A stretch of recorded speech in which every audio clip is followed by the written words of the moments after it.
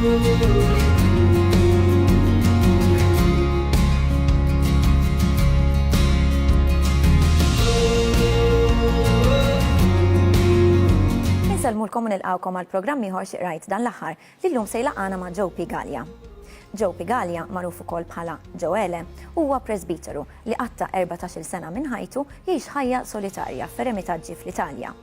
Huwa wkoll poeta, iżda l-poeżija mhijiex biss passatemp għalih. Fi kliemu il-poeżija hija viżjoni li tippreżenta lilha nnifisha b'insistenza fil-qalba ta' ruħu. Fuq medda ta' 20 sena huwa ppubblika 5 ġabriet ta' poeżija. Il-ktieb tiegħu Oħaġġ imkebbes fjamma kien rebaħ it-tieni premju fil-Premju Nazzjonali tal-Ktieb. Il-ktieb tiegħu Blaqih, Poeżija mit-Trab, li ġie ppubblikat is-sena li għaddiet huwa wkoll wieħed mill-finalisti tal-Premju Nazzjonali tal-Ktieb ta' din is-sena. Allura Joe, xi rajt dan l-aħħar? Qabel xejn nixtieq nirringrazzjak tal-istedina. Il-ktieb li ġibt miegħi huwa dan, Diario 1941-1943. Diarju mifrux fuq sentejn illi jirrakkonta il-ħajja ta' Eti Hillesum. Eti ludija imma pratikament atea tgħix fl-Olanda. Għall-Olanda dan iż-żmien huwa żmien ta' gwerra u oppressjoni.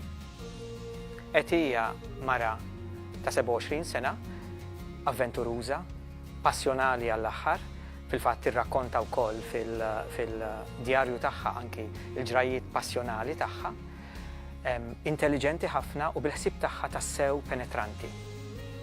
F'dan iż-żmien ta' gwerra meta il-mewt biex ngħidu hekk qiegħda tafas fuqha u fuq niesha minn kull naħa, tibda vjaġġ biex issib is-sens tal-eżistenza. Vjaġġ ta' maturazzjoni u liberazzjoni. U dan is-sens issibu fil-qalba tagħha nfisha bħala altruiżmu radikali. Għalija il-ħajja għandha sens jekk tkun qotja. Fl-1943 toffri ruħha li tmur mal-lut li kienu qed jittieħdu f'Westerbork. Westerbork kien kamp li kien biex ngħidu hekk it-tappa qabel mal-lut li jgħixu fl-Olanda jittieħdu il-Polonja. Hemmhekk tat ħajjita pratikament għan-nies li għexet magħhom. Offrewla li taħrab u ma ċċettax li taħrab. Insistew li taħrab u baqgħet hemm.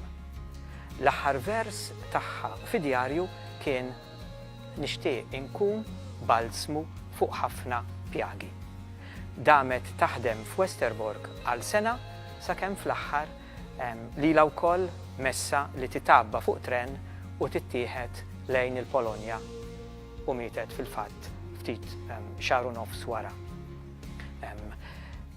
Li jolqotni fiha din il-mara hija li minkejja l-mewt qed tafas fuqha u tissikka minn kull naħa hi tibqa' temmen li l-ħajja hi sabiħa. U fiha nnifisha sabet di li kienet atea sabet sens qawwi tad-divin. U istess tajt tirrakkonta kif talmet tinżel għall-rkub tiegħha ġewwa fil-qalb ta' qalba u titlob. Qed nara li għandek it-tieni ktieb hemmhekk, sentenzi fil-qosor. Iva, il-ktieb ieħor li għandi huwa Epistoli mid-Deżert ta' Mario Azzopardi. Għal ħafna Mario Azzopardi huwa l-poeta tar-ribellioni, però għalija huwa bil-wis aktar minn hekk. Mario Azzopardi huwa l-bniedem li jfittex u jfittex l-assolut dejjem u l-ħin kollu. U mill-vrus tiegħu f'dan il-ktieb dan is-sens ta' assolut biex ngħidlek jiskula minn kull kelma. Interessanti ħafna. Grazzi ħafna Joe tal-li ġejt wasatna dawn il-kodba. Nirringrazzjaw lilkom tal-li segwejtuna. Infakrukom li bejn id-9 u 13 ta' Novembru se jkun għaddej il-Festival Nazzjonali tal-Ktieb ġewwa Dar il-Mediterran għall-Konferenzi l-Belt Valletta. Għalhekk ejjew naqdu magħna għandna ħafna affarijiet ippreparati għalikom. Narawkom il-ġimgħa d-dieħla fl-istess ħin.